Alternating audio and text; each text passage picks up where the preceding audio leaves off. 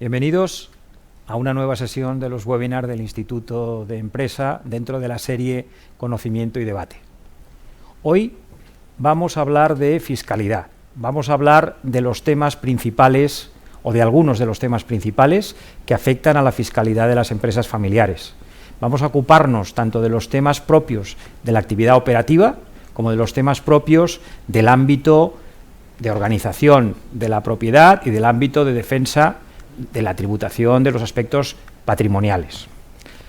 Quisiera aprovechar esta brevísima introducción antes de proceder a la presentación de nuestros invitados de hoy para fijar de alguna manera el contexto en el que nos encontramos. Lo hago con la finalidad de descargar de esta obligación a nuestros intervinientes y de poder centrar después el ámbito de nuestro debate en cuestiones más concretas. Pero sí que es importante que mantengamos todos una cierta percepción de cuál es el contexto en el que nos encontramos. Y ese es un contexto que quizá no aporte nada nuevo, pero sí que lo aporta de una manera particularmente acuciante.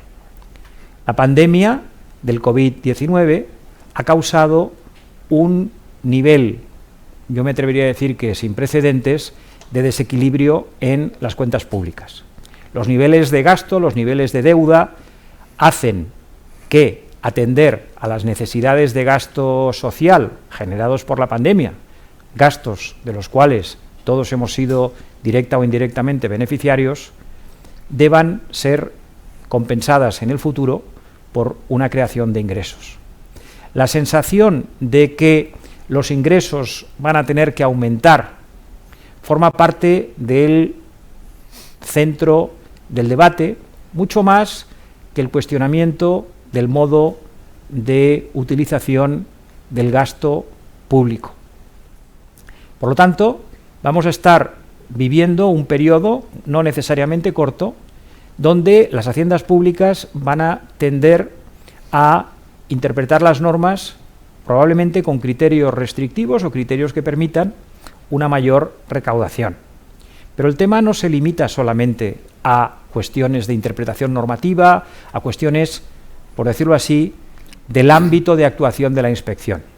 Estamos viviendo un entorno de redefinición del marco normativo en materia tributaria sobre rentas, sobre patrimonio, en el contexto de un debate más general sobre la desigualdad. El debate sobre la desigualdad no alcanza solamente a determinadas posiciones en el espectro ideológico, sino que forma parte ya del posicionamiento de muchas de las organizaciones económicas de mayor predicamento. En fecha no muy lejana, el Instituto de la Empresa Familiar distribuyó entre sus socios y entre las asociaciones territoriales que están vinculadas una nota en la que tratábamos de hacernos eco de los recientes posicionamientos del Fondo Monetario Internacional y de la OCDE en materia de tributación de la riqueza y el patrimonio. Cuando estas organizaciones empiezan a pronunciarse en ese sentido, y lo hacen, insisto, en el contexto de las necesidades de recomposición del tejido social en torno a la pandemia, pues creo que deberíamos tomarnos muy en serio las perspectivas de cambios normativos y las perspectivas de posibles modificaciones. Para acabar este contexto, como todos ustedes saben, el Gobierno español ha formado una comisión de expertos con el encargo de revisar el sistema tributario. El Instituto de la Empresa Familiar remitió sus consideraciones al respecto, centrándose en la valoración y en los principios que consideraba necesarios para preservar el régimen que hoy aplica sobre aquellos activos que están afectos a actividades empresariales, que es, creo yo, un régimen positivo que ha demostrado su utilidad y que desearíamos que no se viese amenazado en un futuro próximo. Junto con el Instituto de la Empresa Familiar, muchas otras entidades de ámbito privado, pero también de ámbito público, han mostrado su inclinación o su visión de hacia dónde debe dirigirse la reforma que este comité de expertos debe empezar a fraguar. Tengo que decir que buena parte de las autonomías, de los gobiernos autonómicos, han hecho llegar sus propuestas y que entre ellas existen algunas que son francamente preocupantes. Quisiera decir que vamos a seguir desarrollando una labor de seguimiento activo de los trabajos de la Comisión y que en lo menester vamos también a intentar acercarnos de nuevo, tengo que decir de nuevo, porque con la práctica totalidad de las comunidades autónomas que han hecho llegar sus visiones, el Instituto ya ha mantenido contactos previos, habrá que decir que con un resultado limitado, pero ese es el contexto en el que estamos. Vamos a continuación a repasar dónde se encuentra en este momento el fiel de la balanza respecto a algunas instituciones técnico-jurídicas esenciales para la ordenación, la vertebración y la canalización tanto de los ingresos y los gastos operativos de los grupos familiares como la estructura de propiedad, como he dicho antes. Para ello contamos hoy con 4 destacados fiscalistas, expertos de 4 despachos de primer nivel de nuestro país.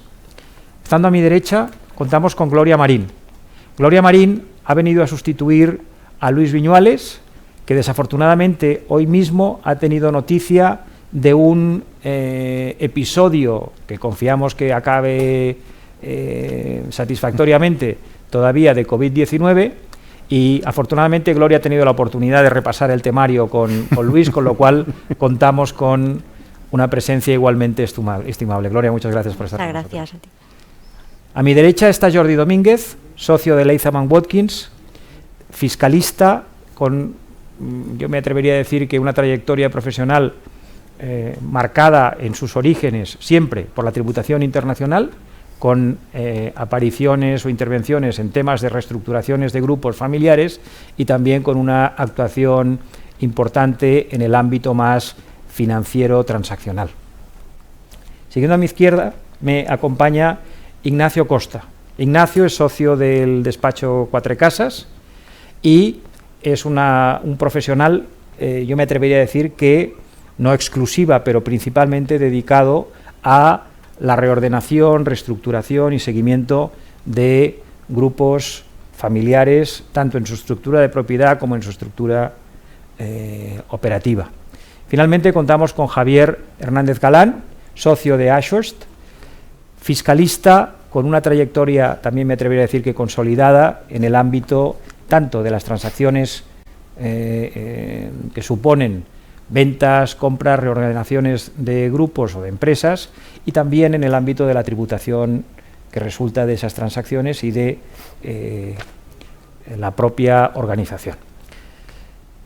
Hecha esta brevísima introducción, que no hace mérito al valiosísimo talento de los profesionales que nos acompañan, me gustaría empezar hablando de uno de los pilares de la estructuración de los grupos familiares, que son las compañías holding. Las compañías holding son aquellas compañías que han tenido como principal finalidad la agrupación de intereses para permitir el control efectivo y el dominio sobre las estructuras empresariales. Para formar esas compañías, normalmente se debe proceder a la aportación de las participaciones accionariales. No me atrevo a decir que sea un instrumento de uso común, pero sí que me parece que es un instrumento ampliamente difundido. Me gustaría empezar preguntándole a Ignacio. Ignacio, ¿cuál es el momento actual de las denominadas holdings familiares? Pues creo, José Luis, que has dado en el punto más importante la estructura de propiedad de una empresa familiar, ¿no? Es decir, las holdings familiares son el instrumento que históricamente se han ido utilizando para canalizar de una manera ordenada la propiedad en los grupos familiares. Fundamentalmente por motivos de organización empresarial, por motivos económicos y evidentemente también hay alguna ventaja fiscal, ¿no? En cuanto a los motivos empresariales o económicos, al final las holdings familiares son un instrumento idóneo para que los grupos familiares, las familias puedan crecer a través de la propia holding. Es decir, las holdings consiguen que el accionariado de la empresa familiar sea un accionariado estable y que las familias crezcan a través de las compañías holding. Ello permite que al final que la participación que el centro de decisión se concentre en la compañía holding, de tal forma que las familias toman sus decisiones en la respectiva holding y trasladan un voto unívoco unitario en la empresa familiar. Con lo cual ello tiene al final una incidencia muy positiva en el propio gobierno corporativo de la empresa familiar, que tiene pues así un accionariado estable y con buen gobierno corporativo. ¿En qué momento estamos? Estamos en un momento en el que la Administración tributaria ha iniciado desde hace un tiempo unos procedimientos de comprobación de este tipo de operaciones de aportación de acciones a las holdings familiares, analizando o valorando si este tipo de aportaciones al final tienen realmente un motivo económico empresarial detrás, o realmente la ventaja fiscal asociada a la existencia de la holding es más relevante que el motivo económico asociado a la propia reestructuración. Y nos estamos encontrando, como tú decías en la presentación, una cierta beligerancia a la hora de apreciar estos motivos, estas ventajas fiscales, ¿no? Básicamente, ¿qué ventaja fiscal tiene una holding? Pues evidentemente es una herramienta que permite canalizar los dividendos con un coste fiscal bajo, porque al final las compañías holding, al percibir los dividendos, pues tienen un régimen de exención en el impuesto sobre sociedades o de cuasi exención con la modificación que se produjo el año pasado, ¿no? Y evidentemente también, pues a futuro, cuando se produce la desinversión, pues de una compañía, pues si la desinversión se realiza desde una compañía, pues tiene también este régimen de cuasi exención, ¿no? Lo importante aquí es que en el momento en el que se hace la reestructuración creando la compañía holding, en ese momento han de existir esos motivos económicos que comentaba anteriormente, básicamente de planificación, relevo generacional, y esas ventajas fiscales no han de ser unas ventajas fiscales que sean, sobre todo el tema de la desinversión, que sean inmediatas en el tiempo, sino que sea una planificación, digamos, a largo plazo, ¿no? En cualquier caso, y para acabar, creo que cualquier tipo de operación basada en una reestructuración de holding familiar necesariamente debería ser objeto de una consulta a la Dirección General de Tributos, porque entendemos que son operaciones sensibles y, por lo tanto, es muy importante hacerlas con la seguridad jurídica máxima, ¿no? Gracias, muchas gracias. Dejadme que os traslade, no quiero volver al ABC, porque desde luego yo creo que la mayor parte de nuestros participantes tienen ya un conocimiento suficiente de los temas de los que estamos hablando, pero sí que me gustaría centrar cuáles son los temas, los ámbitos en los que se materializan los beneficios derivados de una estructuración a través, por ejemplo, de una compañía holding. Luego hablaremos de los riesgos que se derivan de la aportación. Cuando Ignacio dice que es importante que esas transacciones se realicen con el apoyo de una consulta de la Dirección General de Tributos, lo que nos está diciendo es que para acoger al ámbito de neutralidad fiscal esas aportaciones no dinerarias, hay que estar seguros de que la operación va a contar con los requisitos necesarios de finalidad económica, de motivos económicos válidos, etcétera, para realizarla, porque de lo contrario estaríamos hablando de una tributación que pondría de manifiesto el incremento de patrimonio, el capital gain, entre el coste de adquisición y el valor de mercado de las acciones en el momento de las acciones o de los activos que se tratase en el momento de la aportación. Mi pregunta, aunque parezca un poco esencial, otro calificativo yo no voy a utilizar, pero aunque parezca un poco básica, es ¿cuáles son los temas esenciales de los que nos protegemos o de los que intentamos mejorar a la hora de construir una estructura de este tipo? Jordi. Me refiero, lógicamente, al ámbito patrimonial, al ámbito de dividendos, etcétera. Sí, hombre, a ver, yo os diría desde el punto de vista de las ventajas fiscales que ofrecen las sociedades holding, yo creo que hay dos ámbitos, ¿no? Hay un primer ámbito que diríamos de lo que sería de la compañía holding hacia abajo, y el principal viene dado por el hecho de que un grupo empresarial con una sociedad cabecera holding nos protege desde el punto de vista de poder recircular las rentas dentro del grupo prácticamente sin ningún coste fiscal. Luego añadiremos el matiz del cambio legislativo al que hacía referencia Ignacio, ¿no? Es decir, los dividendos pueden fluir de las compañías operativas a la sociedad holding, y esa sociedad holding, que tendrá por un lado pues un grupo operativo industrial, por otro lado tendrá un grupo inmobiliario, por otro lado puede tener financiero, lo que puede hacer es ir reubicando las rentas como el grupo familiar lo desee, minimizando o prácticamente sin tributación, ¿no? También, como decía Ignacio, pues protege de las plusvalías, es decir, las ventas llevadas a cabo por las sociedades holding cabeceras de un grupo familiar tiene un régimen fiscal de cuasi exención. Y luego también un tema importante, y es que el tener una sociedad holding nos permite tener un grupo consolidado, lo cual significa que si tenemos un negocio en el cual algunas compañías van mejor, otras van peor, hay beneficios, hay pérdidas, todo esto se compensa, ¿no? Desde el punto de vista, yo diría, del grupo, esas serían las principales ventajas, ¿no? Luego, lógicamente, también el tener una sociedad holding nos permite acceder a los beneficios fiscales de la empresa familiar, desde el punto de vista de sucesiones, desde el punto de vista de patrimonio, etcétera, ¿no? Claro, todas esas ventajas fiscales son las que un poco Ignacio ahora decía, bueno, pues cuando haces una operación de reestructuración, ¿hasta qué punto el querer conseguir estas ventajas fiscales tiene preponderancia respecto de todos aquellos aspectos, digamos, de gobernanza, mercantiles y propios de organización que uno pretende conseguir con una operación de reestructuración, ¿no? Yo creo que ahí está el debate. Hombre, ahora tenemos a las compañías holding en una situación un poco peor de lo que estaban antes, porque ha habido un cambio normativo que en mi opinión ha sido bastante insólito, en el que, claro, pensemos que un grupo se puede organizar con una sociedad holding que sea una cabecera del grupo, pero luego a lo mejor ese grupo tiene subgrupos y cada subgrupo estará encabezado por una compañía holding distinta, ¿no?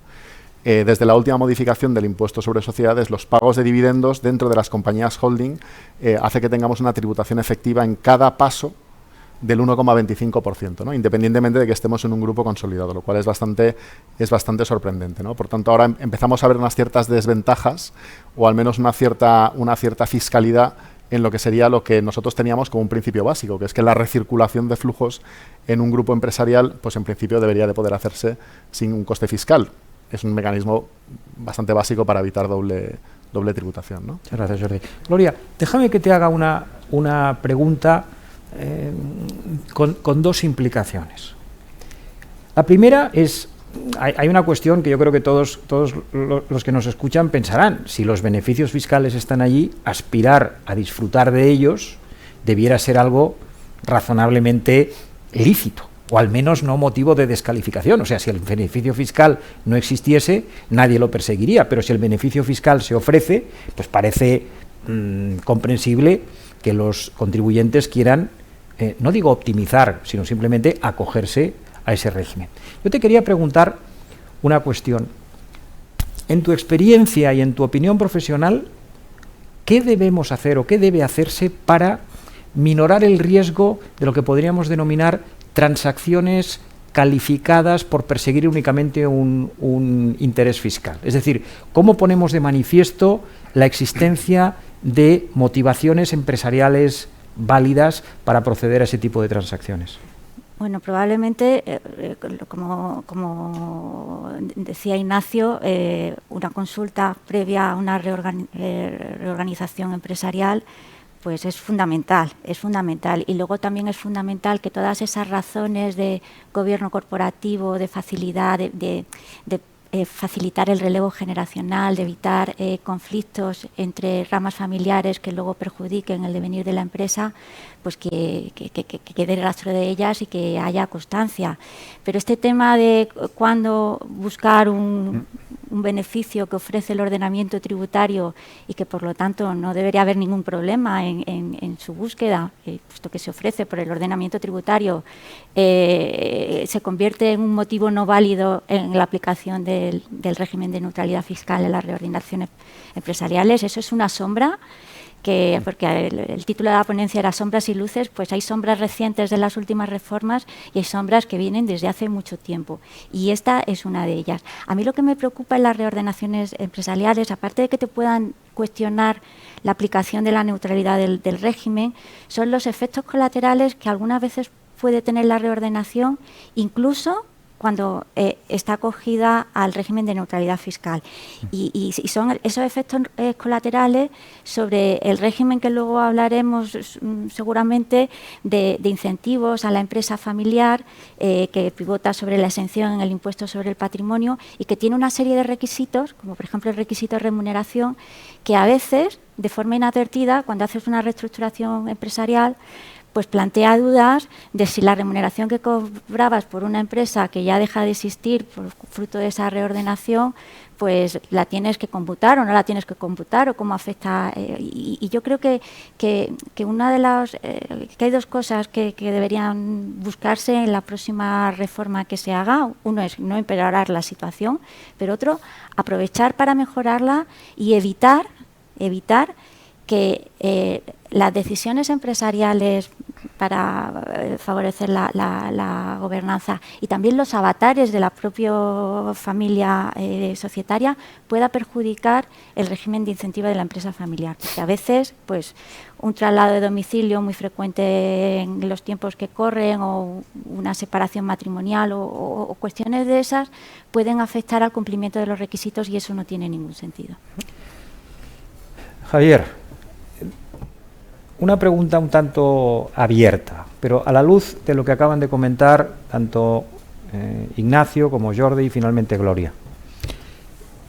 Hoy en día, ¿cuáles son los incentivos esenciales subsistentes para acudir a una estructura en torno a una empresa, en un entorno de empresa familiar, una estructura a través de una compañía holding? ¿Cuáles enumerarías como los más importantes? Bueno, yo quiero rebobinar un poco, ¿vale? Ahora entiendo tu pregunta, pero creo que la clave es que el negocio tiene que llevarte a hacer la reestructuración, ¿vale? Entonces, si el negocio justifica la reestructuración, normalmente esa agresividad de Hacienda, que es verdad que la veremos, será más fácil luchar contra ella, ¿vale? Entonces, yo lo primero que hago cuando viene un cliente y me dice, yo quiero hacer una reestructuración, digo, explícame muy clarito por qué la haces, sin entrar en impuestos. Y si no encuentras ningún motivo para hacerla, no la hagamos, porque vamos a tener problemas. Entonces, fundamental que el negocio justifique la reestructuración. Entonces, ¿qué razones de negocio son las que te llevan a hacerlo y por qué tienes una holding? El primero es la separación de responsabilidades, ¿vale? En vez de tener los negocios en las personas físicas, lo metes en una sociedad, ¿vale? Ese es el primero inmediato, porque tú puedes desarrollar el negocio directamente a las personas, los familiares, o meterlo en una sociedad. Parece que es el primero. El segundo, como decía Jordi perfectamente, una sociedad te permite tener un punto al que puedan fluir los flujos de exceso de caja que generas en un determinado negocio para llevarlo a otro, ¿no?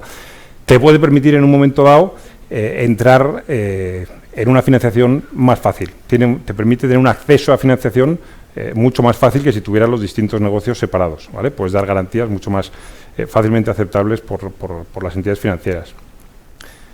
Y por último, te permite encontrar posiblemente socios para determinados negocios distintos, manteniendo un accionario común a nivel de la familia, ¿vale? Yo creo que son los cuatro, los clásicos que se utilizan, las sinergias, la simplificación del grupo y demás, puedes utilizarlos, pero yo creo que estos cuatro son los que realmente de negocio y que creo que son tumbativos ante un ataque de Hacienda. Además de esas, déjame que insista, tenemos ya las razones, las legítimas razones de negocio que pueden justificar la reestructuración. ¿Tú quieres las no legítimas? No, lo que quiero saber es además de eso, ¿cuáles son los incentivos de naturaleza tributaria para agrupar en una holding la participación familiar en una? ¿Por qué lo hacemos? ¿No? No, ¿por qué lo hacemos? Ya lo has contestado antes. Vale, ¿qué buscamos? ¿Qué buscamos? Pero ¿cómo el legislador incentiva que eso ocurra? En cuanto a la aportación o el uso puro de la holding, porque tenemos dos vías, ¿no? Por un lado, el uso puro de la holding nos puede facilitar, como ya se ha dicho, la aplicación del régimen de exención e impuesto de patrimonio y facilitar la sucesión aplicando la reducción del 95% en la mayoría del Estado. Por otro lado, respecto de las aportaciones de distintos negocios, y aquí sí que es verdad que es un matiz de respecto a lo que se decía antes, tenemos que tener en cuenta que la regla general es que cualquier transmisión genera tributación, ¿vale? O sea que la regla especial, el régimen fiscal especial, es el de las operaciones de reestructuración. Si se dan determinados requisitos, entre otros la existencia de motivos económicos válidos, que son entre otros los que he citado, podremos evitar esa tributación que se genera como consecuencia de la transmisión. Una pregunta para Ignacio. Me gustaría plantearla de una manera un tanto paradójica. La primera reflexión que seguramente todos hacéis como fiscalistas cuando alguien se está planteando la definición de la estructura más idónea para operar su grupo es algo que yo creo que ha estado mencionado en varias de vuestras intervenciones, que se ha hecho decir, no venga usted a hacer estos planteamientos la víspera de llevar a cabo una transacción, porque puede haber una sombra de que la reordenación persigue simplemente un mecanismo de elusión fiscal o de acogimiento al régimen más favorable antes de proceder a esa operación. Sin embargo, también es cierto que en esas situaciones de calma, cuando la transacción, por decirlo así, no está a la vista, y la transacción puede ser la incorporación de un socio tercero del grupo, la transacción puede ser una reordenación en el seno del grupo familiar con asignación diferente de participaciones, un mecanismo de lo que se llama la poda del árbol o un mecanismo de transmisión generacional, etcétera. Pero la pregunta es, mientras más alejados estamos de un horizonte transaccional y por lo tanto más lejanos al riesgo de recalificación de la operación, usted se escinde ahora porque quiere vender una rama de negocio y hace la escisión para poder llegar a esa venta en condiciones más favorables. Cuando estamos más lejos de eso, nos encontramos con una situación en la que la prueba o la fundamentación de los incentivos organizativos también, no digo que sea más débil, pero tiene que ser construida de una forma quizá más sutil. Ignacio, ¿cuál es la regla para seguir, para guiarse en todo esto? Totalmente de acuerdo con lo que has dicho. Es decir, si en el momento en el que ya hay una intención de venta, la operación de aportación a la holding no se debe ya plantear. Porque en ese caso la Administración, y probablemente con mucha razón, va a sostener que la ventaja fiscal en este caso es preponderante. Es decir, que el motivo fiscal de la operación pasa por encima de cualquier eventual motivación económica que pudiera tener. Aparte, parte de estas motivaciones económicas que tiene la existencia de la holding decaen en el momento, por ejemplo, que hay una intención de venta. Antes decíamos pues, que los motivos económicos de la holding, algunos de los motivos económicos son, por ejemplo, preservación del control, la prestación del control, la planificación del relevo generacional. Yo creo que es muy importante en la empresa familiar, ¿no? La sucesión. Es una de las grandes preocupaciones de las familias, ¿no? El proceso de sucesión, que sea un proceso ordenado, ¿no? La holding permite, como decía antes, que las familias crezcan por arriba, pero la empresa familiar tiene un accionariado estable. Se evita la atomización del accionariado, porque es estable, por tanto no entran minoritarios que muchas veces dificultan la gestión. Incluso pues cada familia tiene su propio vehículo ya para ordenar de manera eficiente sus propias inversiones y la liquidez que le fluye. Por tanto, todos esos motivos, en el momento en el que hay una desinversión en el corto plazo, decaen, ¿no? Es decir, yo no puedo decir que estoy planificando la sucesión empresarial cuando me voy a vender la empresa, ¿no? Por lo tanto, evidentemente, hay que anticiparse y hay que la reestructuración a través de holding ha de ser un proceso meditado, con tiempo y, bueno, cuando no hay una intención realmente de venta, sino realmente de ordenar el patrimonio familiar y empresarial, ¿no? Jordi, vuelvo contigo a un tema que tú ya has tratado. Dejadme que baje ahora, luego me gustaría volver al nivel, a lo que llamaríamos aguas arriba, al nivel de la holding hacia los accionistas. Pero ahora déjame bajar un poco al nivel operativo. Estamos diciendo que es importante contar con fundamentos de negocio que justifiquen la reordenación y estamos hablando, para muchos, muy buena parte de nuestra audiencia, estamos hablando de compañías que han iniciado procesos de expansión, sea vía diversificación entre diversas actividades empresariales, sea diversificación geográfica. Cuando aguas abajo, pensando en la estructuración del grupo, buscamos fórmulas, buscamos actuaciones. ¿Cuáles siguen siendo, en este momento, las líneas maestras para articular el grupo? Es decir, ¿tiene sentido la propia holding para arbitrar eso? ¿Tiene sentido crear sociedades subholdings por sectores de actividad? Se ha hablado del inconveniente de esta nueva norma en materia de movimiento de dividendos. ¿Tiene sentido pensar en canalizar la internacionalización desde jurisdicciones distintas a la española? ¿Por qué razones?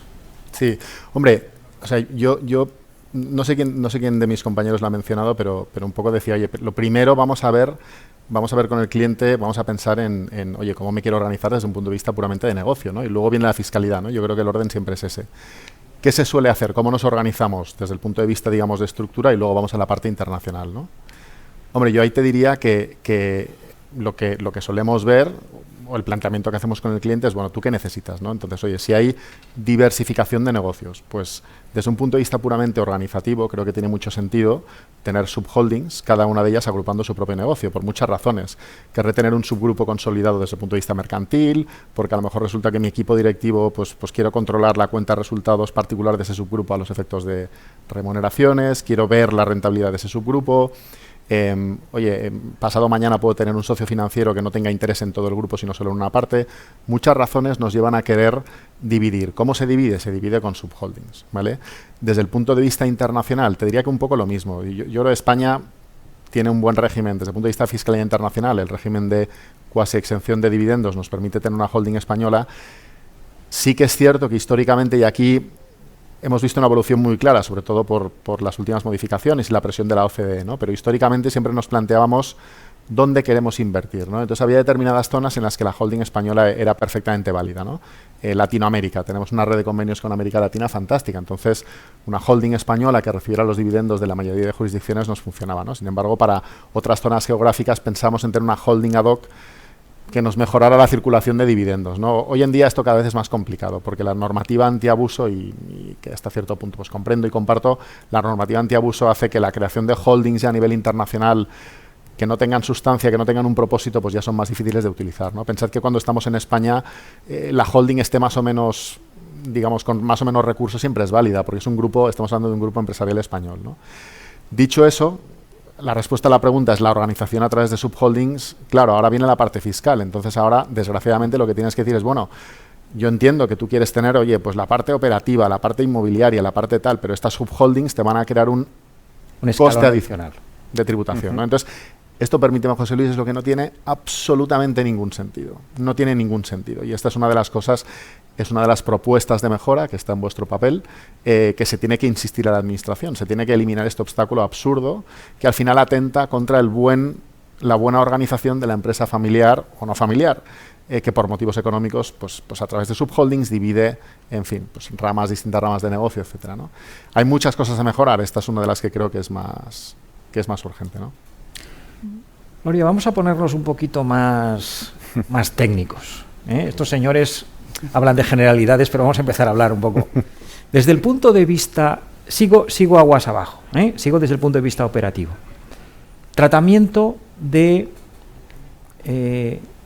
ingresos vía dividendos, hemos hecho una, pero otros conceptos. ¿Qué ocurre con los cánones? ¿Qué ocurre con las imputaciones en el seno del grupo, con los gastos de gestión? Desde el punto de vista del tratamiento de los ingresos con sus diferentes partidas o de la deducibilidad de los gastos financieros, etcétera, otra naturaleza de gastos, ¿cuáles son los parámetros que tenemos que tomar en consideración cuando pensamos en ordenar nuestro grupo para aprovechar al máximo ese tipo de cuestiones? Bueno, ahí cuando hablas de un grupo multinacional y hablas de gastos y de asignación de beneficios y tal, ahí vuelvo a el mensaje que decía Javier, que hay que hacer un análisis de negocio, y aquí uno de los puntos de mayor conflictividad en los últimos tiempos que estamos viendo en los procedimientos de inspección son los temas de precios de transferencia,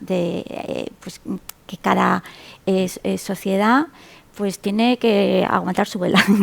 Y entonces hay que hacer un análisis de las funciones y riesgos que va asumiendo cada una de las empresas, y eso pues hay que hacerlo bien, porque si no se hace bien, pues luego tienes el problema con la inspección cuando viene a examinarlo. Entonces, ese que es un tema que no es una línea roja que sabes que aquí estás bien y aquí estás mal, sino que los precios de transferencia pues generan mucha incertidumbre en los grupos multinacionales, también a efectos de reordenación, pero en la organización general y en el día a día de la empresa y de cómo vas a organizar tu negocio, pues generan eso, cuánto importe de cánones, de royalties tengo que pagar por la cesión de esta marca, o cuál es el importe de los gastos financieros, o sea, del interés que debo pagar a mi filial por esta financiación. Genera mucha incertidumbre, y para reducir esa incertidumbre hay ciertos mecanismos que permiten ir a la administración y conseguir pues un acuerdo previo de valoración que dé certeza. Igual que antes decía Ignacio lo de la consulta para las reordenaciones, pues para los temas de precios de transferencia tenemos los acuerdos previos de valoración, que también cuando la empresa se ha internacionalizado, pues también hay mecanismos para conseguir acuerdos de valoración entre las administraciones vinculadas. Déjame precisar una cosa, porque históricamente, cuando yo era un ser útil, los precios de transferencia gravaban sobre todo, o se hablaba sobre todo de precio de transferencia cuando hablábamos de transferencias de mercancías, y donde estaba el tema de si imputabas solamente costes o costes más un margen, y si con eso desplazabas beneficio. Pero realmente el concepto de, a través de la normativa antiabuso y demás, el concepto de precio de transferencia tiene hoy en día un espectro mucho más amplio, ¿no es así? Sí, o sea, se aplica a gastos financieros, se aplica a marca y activos intangibles.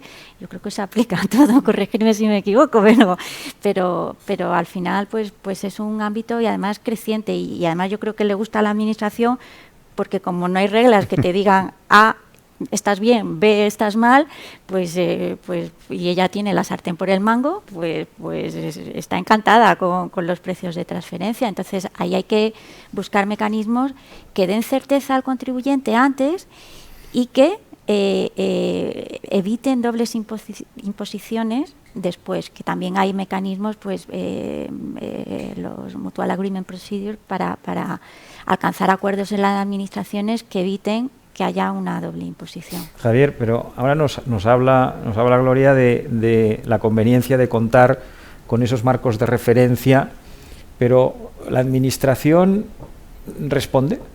Es decir, ¿se sigue la vieja norma de que contra el vicio de pedir está la virtud de no dar, o existe un cauce predecible de cuál va a ser la posición de la administración tributaria en las diferentes materias? Es decir, si yo hoy profesionalmente te digo, Javier, quiero pedir esto, vosotros me podéis decir, no pierdas el tiempo porque aquí no se van a mover, o esto hay 14 precedentes de que te lo van a dar, y luego siempre quedan zonas, pero quiero decir, ¿dónde estamos en eso? Y ahora dejadme que os haga una pregunta que iremos recorriendo un poco todos, si os parece.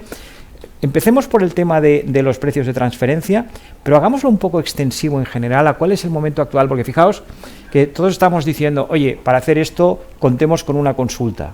Muy bien, pero la consulta se envía y con enviarla ya hemos cubierto, nos la responde alguien, o ¿dónde estamos? Javier, venga, empieza tú un poco con... Vale. No, me gustaría saber si hay alguien de la inspección entre los asistentes, antes de saber lo que voy a decir, pero bueno, creo que no, que es más o menos neutro. Depende un poco qué es lo que quieras, ¿vale? Es decir, si lo quieres es una consulta, al final vas a tener que presentar a la Dirección General de Tributos en la subdirección correspondiente. Pues hay subdirecciones más dirigentes y otras que son menos dirigentes. Es verdad que la de impuesto de sociedades pues está un poco atascada, no sé si por volumen de trabajo o por alguna otra cuestión, no lo sé, pero está en la práctica es que está un poco atascada y que es muy complicado conseguir una consulta de impuesto de sociedades. En otros impuestos, pues yo he notado bastante más celeridad y bastante predisposición a la consulta. De hecho, son gente bastante cercana que te reciben en un momento dado, puedes tener una reunión con ellos, puedes plantearle la cuestión y tener una primera sensación de cuál puede ser su punto de vista, ¿no? O sea, son bastante flexibles, quitando quizá el punto del impuesto de sociedades, que por algún motivo que yo desconozco está paralizado. Tú puedes plantear la consulta y si en un momento dado quieres retirarla, la retiras, ¿vale? Con lo cual, bueno, pues también tienes ahí un cierto tiempo. Pero es verdad que el riesgo de preguntar no es que no te contesten, es que te contestan, ¿vale? Y te pueden contestar precisamente lo que no quieres que te conteste. Y eso pasa, y de hecho todos conocemos consultas que luego decimos, pero ¿cómo preguntaste esto, hombre? ¿Vale? Porque la respuesta ha fastidiado a determinado sector en determinado mercado, ¿vale? En cuanto a precio de transferencia, es distinto porque es un proceso mucho más largo, de más interacción. En nuestra experiencia sí son activos y reactivos. Otra cosa es que consigas un objetivo cercano a lo que tú querías, ¿vale?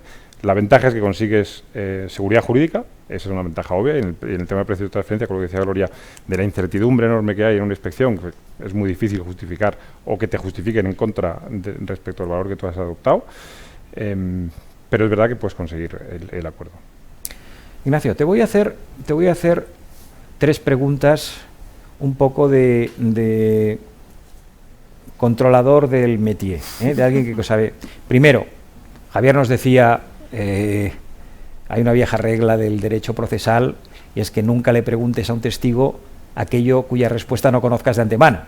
Bueno, aquí lógicamente el testigo es la administración tributaria, y si formulas una consulta sin saber lo que te van a decir, corres el riesgo de lamentarlo siempre. Pero normalmente, Ignacio, te quiero preguntar 3 cosas. 1, normalmente hay un proceso, por así decirlo, de lo que podríamos llamar preconsulta. Es decir, normalmente se tantea la posición de la administración antes de formular una consulta. Segunda cosa que te quiero preguntar. Cuando se formula una consulta y transcurre el tiempo y no se tiene respuesta, el hecho de haber formulado consulta, hay veces que las operaciones ya no se pueden demorar más. Es decir, hay veces que sí que podemos decir, oye, prudencia, no acometamos la operación sin una consulta, pero llevas 1 año y medio y ahí es cuando ya llega el momento que dices, no, es que yo esto no lo planteaba solo por esto, necesito certidumbre respecto de este tema, pero es que no puedo dejar de aprovechar esta ocasión. ¿De acuerdo? Haber planteado una consulta contribuye a salvaguardar cuando menos la buena fe y por lo tanto a paliar la eventual existencia de régimen sancionador. Y para acabar, déjame que te haga otra pregunta. Cuando estamos en un entorno como el que describía Javier, en que una subdirección general, por así decirlo, es de ritmo lento, ¿de acuerdo? Le cuesta responder. No es que no responda, pero le cuesta responder. Cuando tenemos precedentes, aunque se trate de consultas no vinculantes, pero tenemos precedentes conocidos de supuestos similares, ¿nos sirve de algo ampararnos en esos precedentes? De otra manera te lo digo. ¿Cómo se tramita una consulta? ¿Qué pasa? En todo caso es benéfico plantearla aunque haya demora en la respuesta. Y en último caso, nos hablaba Javier de la desgracia de la consulta ajena, ¿no? Dice, este ciudadano, este pagano en el sentido literal del término, hizo una consulta que ahora nos pone a todos un elemento adicional de diligencia para superarlo al construir nuestra tesis, porque la administración ya se ha pronunciado. A sensu contrario, cuando contamos con 5 o 6 consultas en las que se han sustituido los nombres por X, Y, pero en las que se describen transacciones que son muy similares a la nuestra, ¿la posición de la administración tributaria en otros casos redunda en el beneficio de quien las toma como referencia? Empiezo por la última. En estos casos, la consulta vinculante únicamente es vinculante para el que la plantea y obtiene la contestación. Por lo tanto, si se quiere tener la certeza de que el criterio será aplicado por la Administración Tributaria en una inspección, hay que esperar a obtener la respuesta propia. Solo es vinculante para el que la formula. Evidentemente, si hay muchas consultas planteadas por otros contribuyentes que establecen un criterio estable, se puede actuar con cierta seguridad. Digo cierta seguridad porque no será la primera vez que han habido cambios de criterio dentro de la propia Administración y lo que en un tiempo se podía hacer, de golpe ya no se puede hacer, ¿no? Entonces, la existencia de esas consultas y seguir el criterio de esas consultas, sin duda nos debería evitar la imposición de sanciones, sin duda. Y en mi opinión debería también darnos cierto confort a que la cuestión de fondo va a ser aceptada. Pero no vamos a tener la seguridad absoluta. La seguridad absoluta únicamente la vamos a tener si la consulta que se plantea es la nuestra. Por eso, en operaciones delicadas, nosotros siempre recomendamos plantear la consulta y obtener la contestación. Pero ahí voy a la segunda consulta que hacías.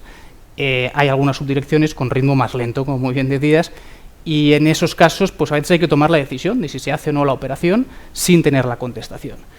Yo creo que aquí sí que realmente tenemos entre todos, administración, contribuyentes, mucho margen de mejora y creo que debería ser una de las prioridades en la próxima reforma tributaria, ¿no? Articular los mecanismos para que realmente haya una mayor proximidad y una actuación más previsible por parte de la administración y que el funcionamiento de las consultas mejore, porque esto, al final, yo creo que los tiempos de la fiscalidad han cambiado, ¿no? Lo que hace mucho tiempo, pues quizás la planificación tenía mucho más importancia.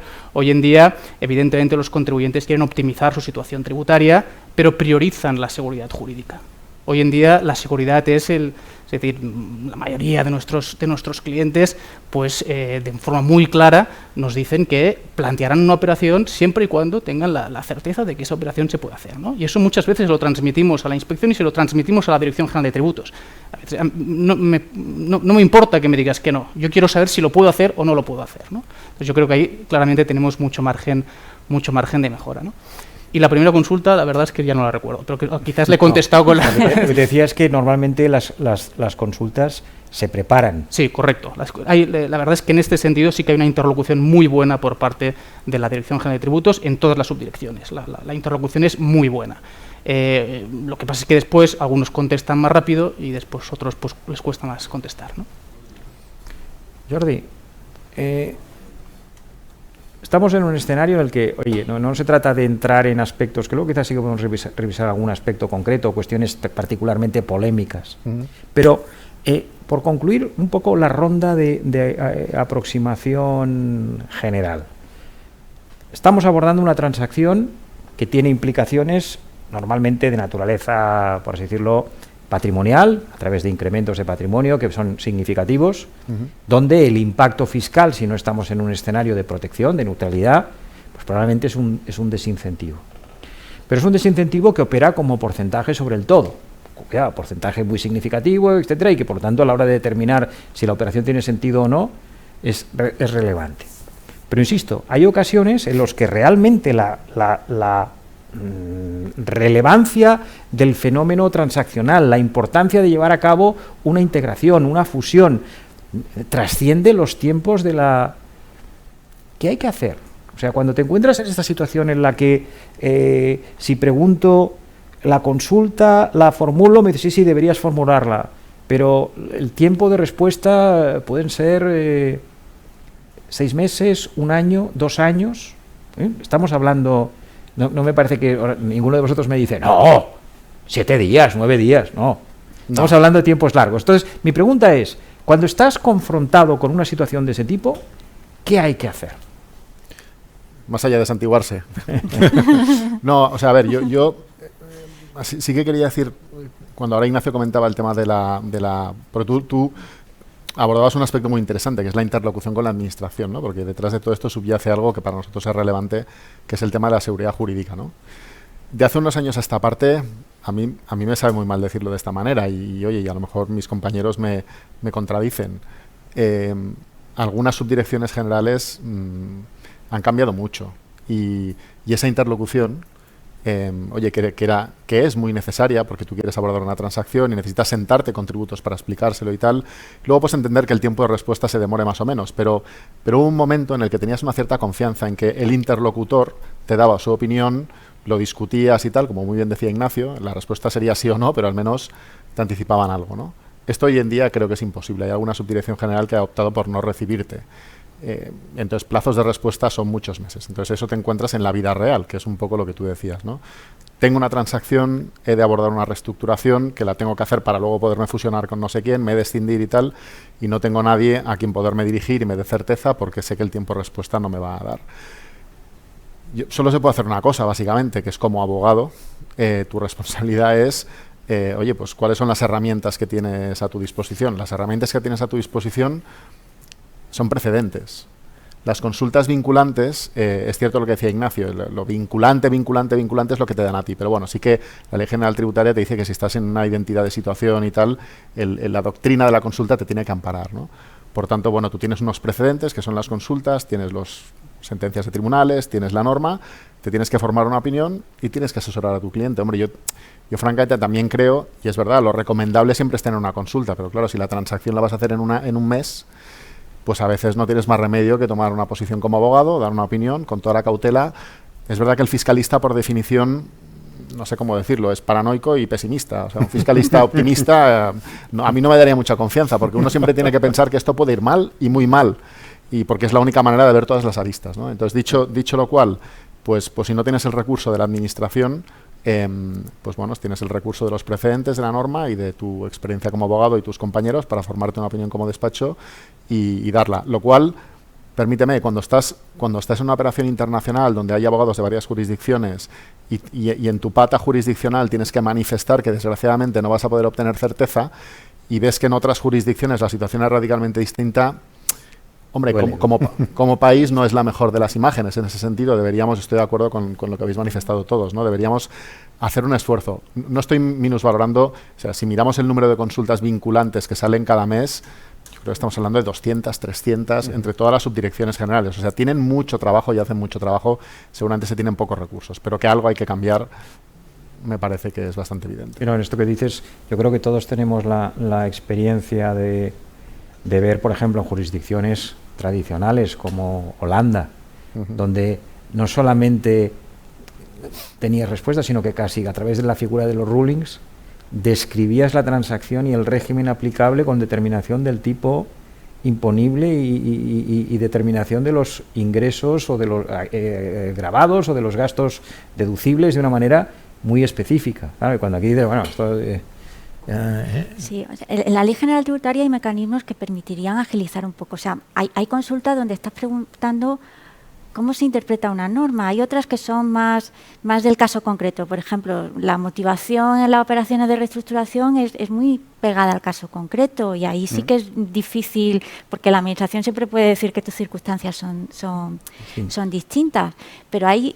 Muchas veces pues se plantea una duda interpretativa en una norma concreta y todos los obligados tributarios, hay muchos que plantean consultas, oye, pues hay unas resoluciones interpretativas que puede dictar la Dirección General de Tributos y se quita todas las consultas que están, pues dice, esto se le aplica a la resolución tal y se quita un montón de trabajo. Y luego hay mecanismos en otras jurisdicciones, por ejemplo en Portugal tengo entendido que hay un mecanismo donde pagas una tasa cuando es un asunto, pues eso, una transacción donde te estás jugando miles de millones y lo que quieres saber es sí o no, porque lo que necesitas es certeza para saber si lo haces de una forma o lo haces de otra. Oye, pues un mecanismo donde el contribuyente que le interesa, pues pague una tasa, pero que tenga certeza de que ahí hay un plazo. A partir y que de si la no tasa contesta, es un proceso de respuesta receptiva, con silencio administrativo si es necesario, pero... Pues tanto que se habla ahora de la relación cooperativa, yo creo que hay mecanismos donde se podría reforzar para dar seguridad jurídica, que es la gran ausente. Muy interesante esto. ¿Tú quieres decir alguna cosa, Javier? Sí, porque nosotros estamos viendo una forma de cubrir este riesgo, ¿vale? Y creo que la palabra clave es riesgo, ¿vale? Tú conduces razonablemente bien, crees que con tu coche no va a pasar nada, pero aún así compras un seguro, ¿no? Estamos viendo cada vez más popular el seguro de riesgo fiscal. ¿Vale? O sea, tú analizas la operación, no tienes tu consulta y de hecho posiblemente tengas que decidir no presentar la consulta, ¿vale? Pero vas a una compañía de seguros.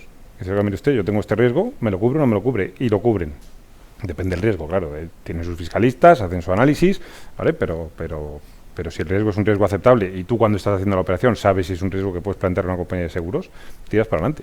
Dejadme, esto confieso que no os lo había dicho, pero dejadme que intentemos una aproximación. Yo os propondría que cada uno de vosotros fuese enunciando una materia que en su experiencia o a su juicio es particularmente polémica. Es decir, ¿qué cuestiones? O sea, cuando estamos diciendo, claro, que yo entiendo también un poco, todo lo que estamos diciendo prácticamente es que si quieres moverte hay que pedir una consulta, pero seamos realistas, hay cosas que diríamos, oye, esto tributa. Y hay cosas que diríamos, esto no tributa y casi hay que cogerte por detrás porque si no sales a pelearte con alguien, ¿no? Pero, ¿cuáles son las áreas importantes en el ámbito que discutimos de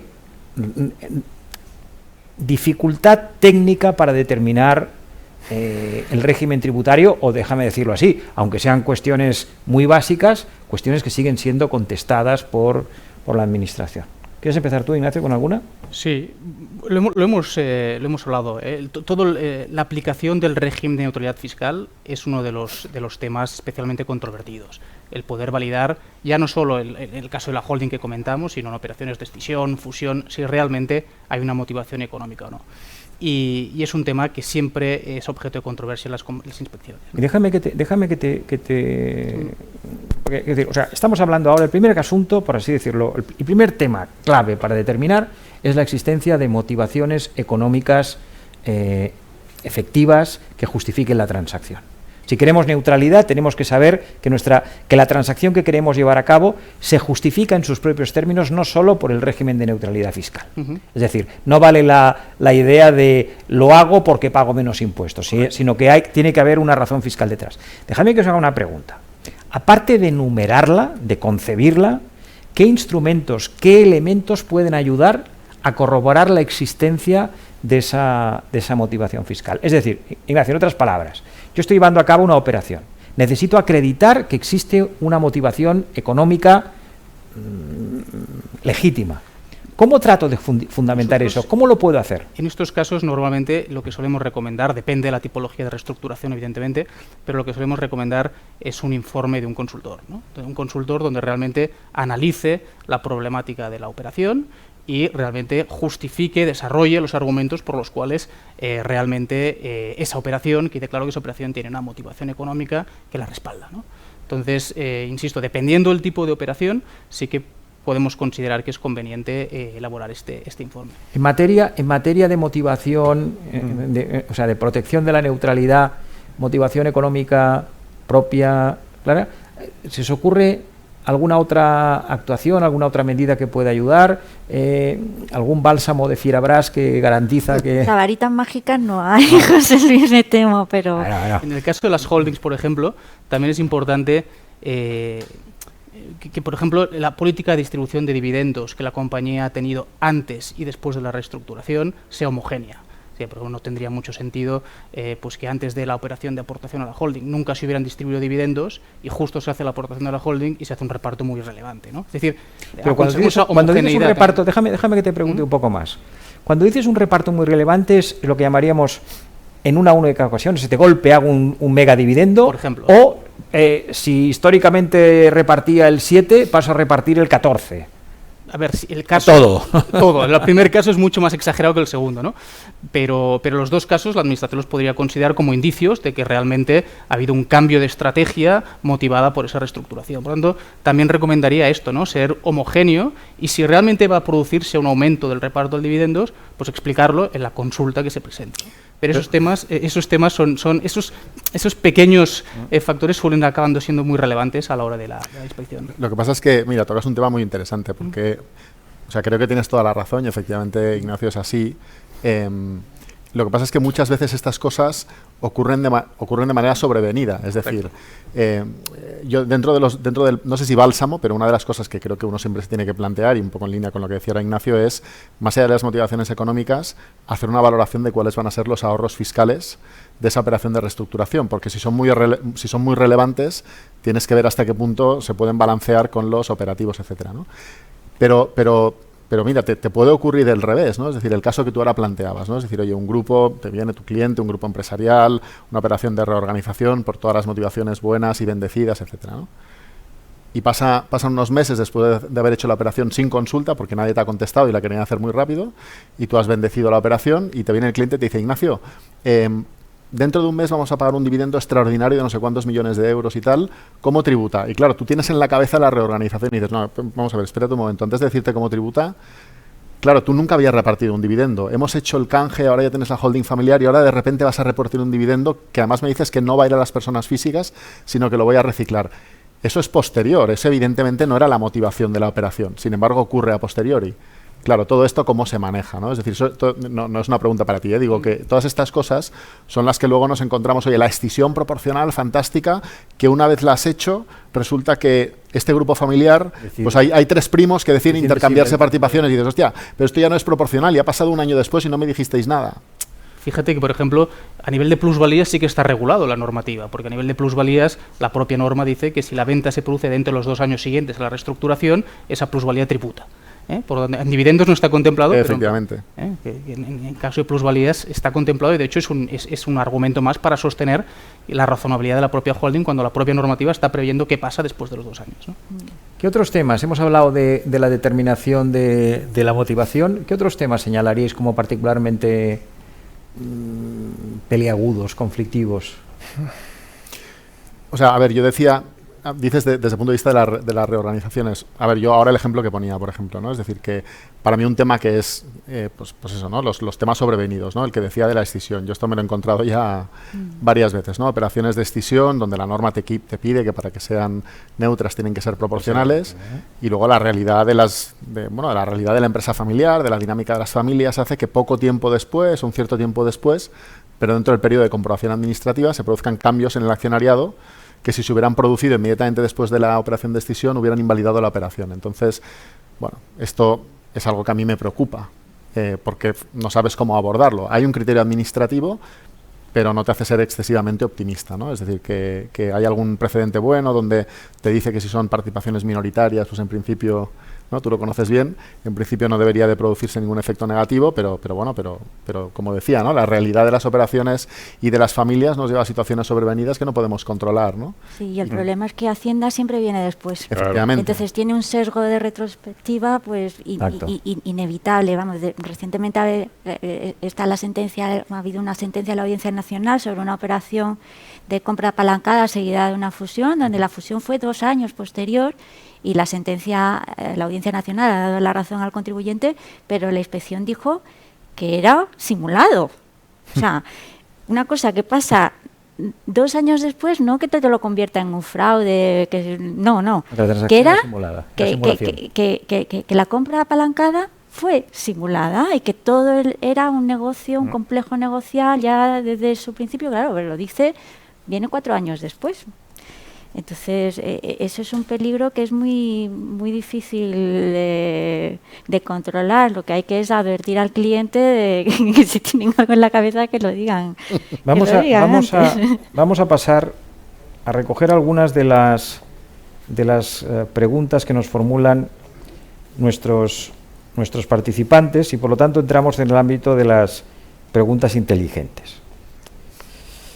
Hay una que sale un poco, luego volveremos a algunas cosas que hemos hablado, pero hay una que nos permite abrir un tema del que quizá hemos hablado poco, y que aquí se plantea en el ámbito autonómico, y lo que dice es cómo afectan las diferencias autonómicas a las decisiones operativas de las empresas y de los titulares de las empresas en sus decisiones. Es decir, y dejadme que os haga una extensión. Hablemos un poco del ámbito autonómico, es decir, de las redefiniciones, de las reubicaciones dentro de España, pero retomemos también un poco el ámbito de las reubicaciones o de las redomiciliaciones o reubicaciones a jurisdicciones distintas de la española, que, si me permitís, es predicable respecto del ámbito de lo que llamamos aguas arriba. Es decir, yo me voy a instalar en Liechtenstein, me voy a instalar como non-resident en Londres, o me voy a instalar en Portugal, ¿de acuerdo? O mi compañía, que tiene la intención, o que tiene hasta ahora una holding operando en África, que está en España, está valorando reubicarla a Portugal, o a las Azores, o a Bélgica. ¿Cómo incide, si queréis, hacemos un poco un repaso primero, en el ámbito, es decir, los diferentes regímenes que operan tanto los territorios de derecho común como los territorios forales? ¿Cómo incide eso en el ámbito de las decisiones empresariales en vuestra experiencia? Y sobre todo, ¿qué cosas hay que tener en cuenta? Yo creo que en la decisión empresarial menos, sí en la decisión personal del socio. O sea, si nos mantenemos dentro de España, la residencia del socio no afecta a la tributación de la sociedad, ¿vale? Pero sí que es verdad que se están tomando decisiones. Obviamente estamos en un país en el que tenemos impuesto de patrimonio, impuesto de sucesiones y donaciones distinto en cada una de las comunidades autónomas, ¿vale? Y obviamente pues la gente, pues siendo consciente, lo que está buscando es, oye, ¿qué me cuesta a mí cambiar mi domicilio a una comunidad autónoma en la que me ahorre estos impuestos, ¿no? Esta es una decisión legítima y a mí me parece perfectamente razonable. Ahora, de nuevo, la pregunta es, ¿te vas a cambiar de verdad? ¿Vale? No me digas que vives en Valencia y que te pasas a Madrid, te das de alta en Madrid y sigues viviendo en Valencia, ¿vale? Pues entonces vamos a tener un problema. Y cuestiones con esa ha llegado a tribunales, evidentemente, y en casos que fueron absolutamente famosos. O sea, la discusión sobre la residencia dentro de España, a efectos de la exención en patrimonio y de sucesiones, tiene muchísima relevancia, pero no afecta, creo, a las sociedades empresarial. Eso es. Ignacio, ¿cómo sabemos? O sea, vamos a ver, ¿cuál es el criterio para determinar que yo soy residente fiscalmente en Madrid, en Galicia o en La Coruña o en Sevilla? Dentro de las cuestiones conflictivas que decías antes, podríamos haber dicho perfectamente esto, los traslados de residencia. Aquí hay diferencias entre los traslados dentro del propio territorio nacional y lo que son traslados fuera del territorio nacional. Para determinar la residencia dentro de España hay un único criterio, que es el de los días, donde se está en mayor número de días. Pues si durante un año natural, si se ha estado más días en Madrid... Los famosos 183 días. Los famosos 183 días. Si están 183 días en Madrid, pues será residente en Madrid. En cambio, cuando estamos hablando de traslado de residencia fuera del territorio nacional, lo que decías, Suiza, Emiratos Árabes, donde sea, confluyen otros factores. Aquí aplican las normas del artículo 9 de la Ley de Renta, que para determinar la residencia se establecen varios criterios. El primer criterio es nuevamente el de los 183 días, pero en igualdad de rango computa también el criterio de lo que se denomina el centro de intereses económicos. Es decir, dónde esa persona tiene el núcleo principal de su actividad económica. Entendido, es un concepto un poco ambiguo, pero entendido al final dónde obtiene su principal fuente de renta, dónde tiene la mayor parte de su patrimonio.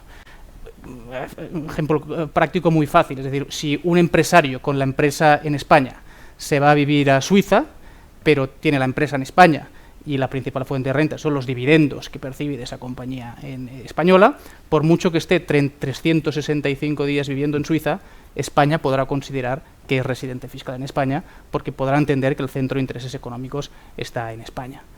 En estos casos de traslado de residencia a otros países, evidentemente también juega pues el otro país, ¿no? En este caso Suiza. Si también considera que es residente fiscal en Suiza, pues en este caso pues habría un empate y aplicaría los criterios de desempate del convenio, ¿no? Que el primero es en qué país tienes una vivienda a tu disposición, pero si tienes una vivienda a tu disposición en los dos países, vas al siguiente criterio, que es lo que se denomina el centro de intereses vitales, que allá ya es una mezcla de todo, allá se mira todo, se mira el tema económico, el centro vital, los amigos, la familia, etcétera, ¿no? Pero bueno, la principal diferencia se comentaba, cuando es territorio nacional 183 días, y cuando es un tema internacional se complica algo más. Vamos a ver, vamos a suponer que se da el contexto suficiente para salvar la barrera de los centros de interés económico, que no es fácil, porque quiero decir, o sea, yo puedo entender, déjame que haga un planteamiento, bueno, oye, hasta N años he sido consejero delegado y he estado directamente implicado en la gestión de una compañía en la que tengo el 14% del capital. A los 65 años me jubilo, mantengo mi titularidad accionarial y me voy a vivir a Lisboa, capital do Portugal. Mi pregunta es, oiga, sí, claro, yo sigo recibiendo ingresos que a lo mejor son la parte más importante de mi patrimonio en concepto de dividendos, pero realmente se ha producido un cambio sustancial en mi forma de vida. Entonces, en fin, suponiendo que eso se ha superado, cuando yo soy tributo en España y me reubico fuera de España, me parece que hay que pasar una barrera o algo que se llama el exit tax, ¿no? ¿Os suena esto? Bueno, sí. A ver, Gloria, ¿qué nos dices tú del exit tax?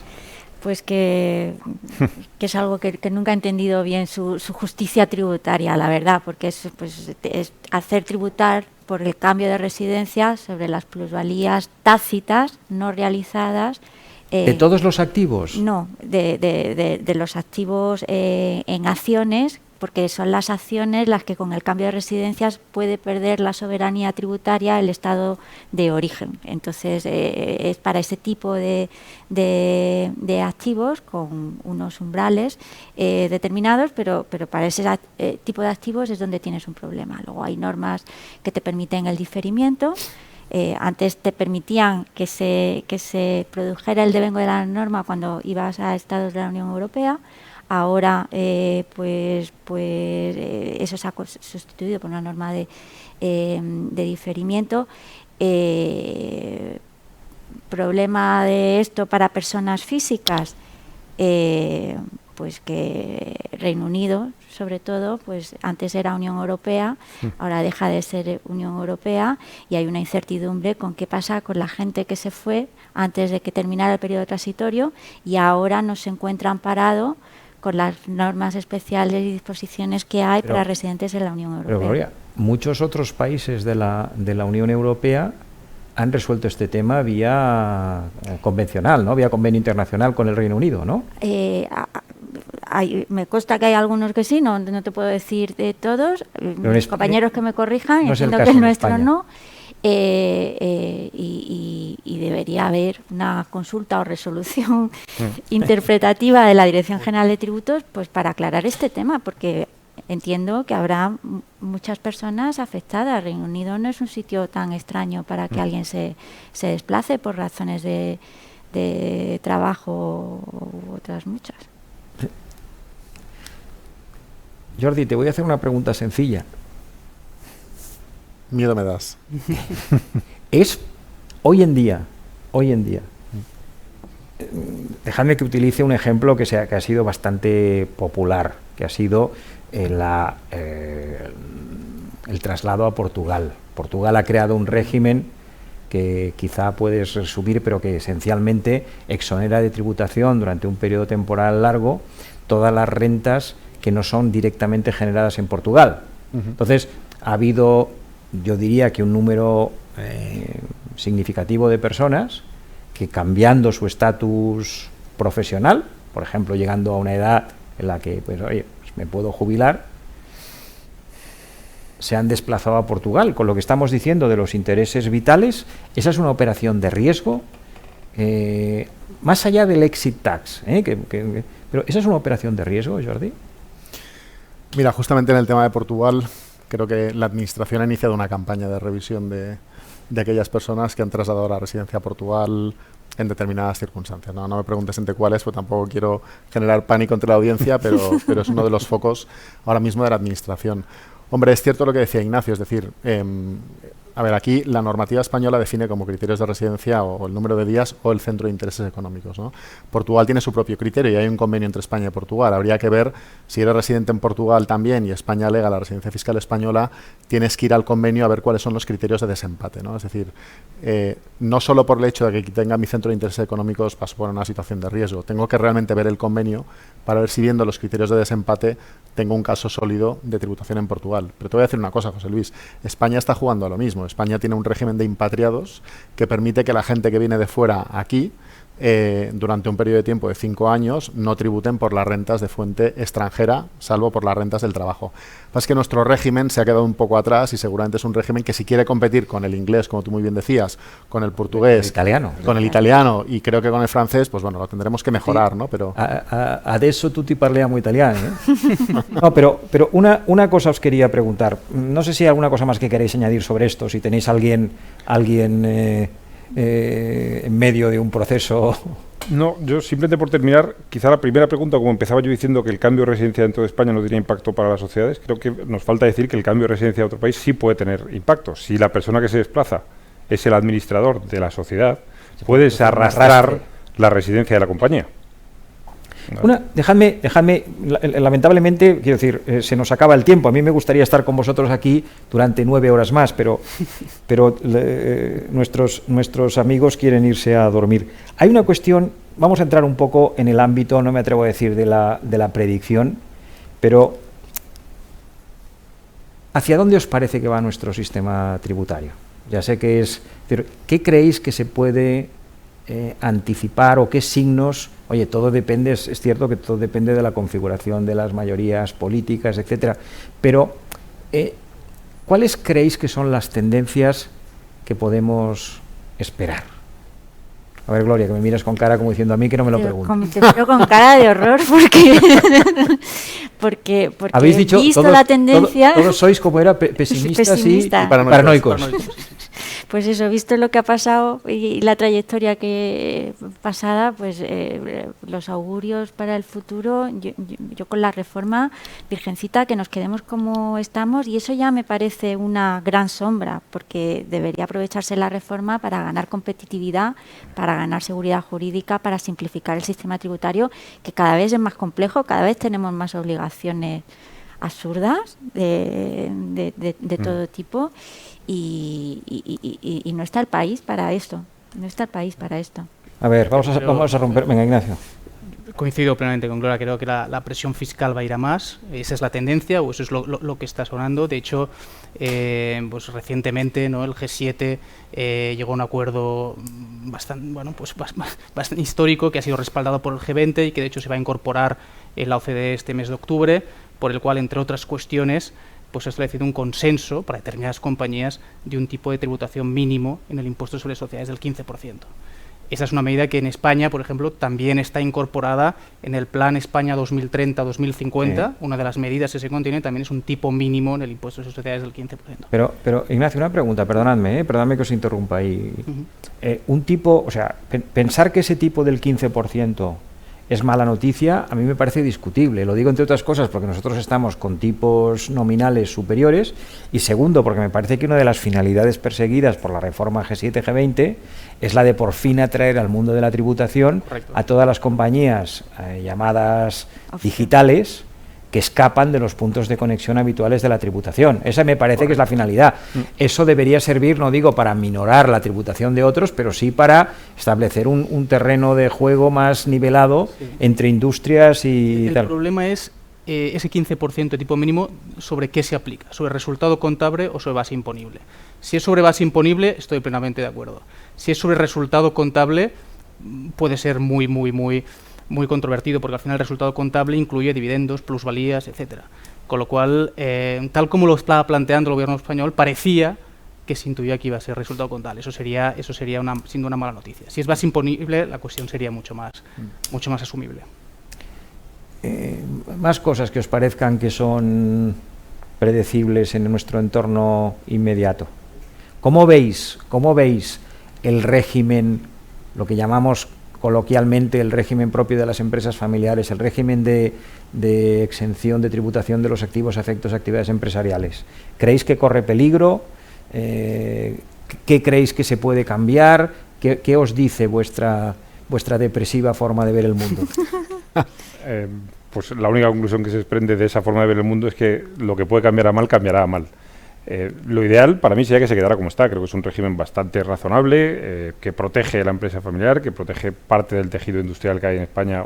Estamos hartos de escuchar que el tejido empresarial es la empresa familiar, la pyme, tal.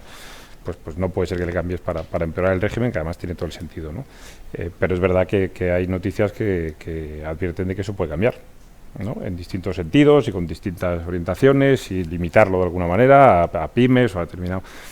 No sé, a mí, Javier, es un régimen que creo que es fundamental y que ha sido muy beneficioso para mantener nuestro tejido productivo, pero creo que es un régimen que necesita simplicidad y necesita también seguridad jurídica, porque los requisitos de cumplimiento, cuando te pones en profundidad, o sea, eso es un sudoku y un campo de minas muchas veces, de cómo afecta a uno u otro. Y te preocupaba, antes mencionabas el problema del cómputo de la remuneración. El tema del requisito de remuneración, o sea, podemos ahí empezar a hacer dudas que se han ido planteando en la Dirección General del Tributo. ¿Lo puede cumplir el requisito? O sea, una persona que se viene de México aquí y que en México su familia tiene empresa familiar y el requisito lo cumple su hermano, ¿tiene que pagar impuestos sobre patrimonio?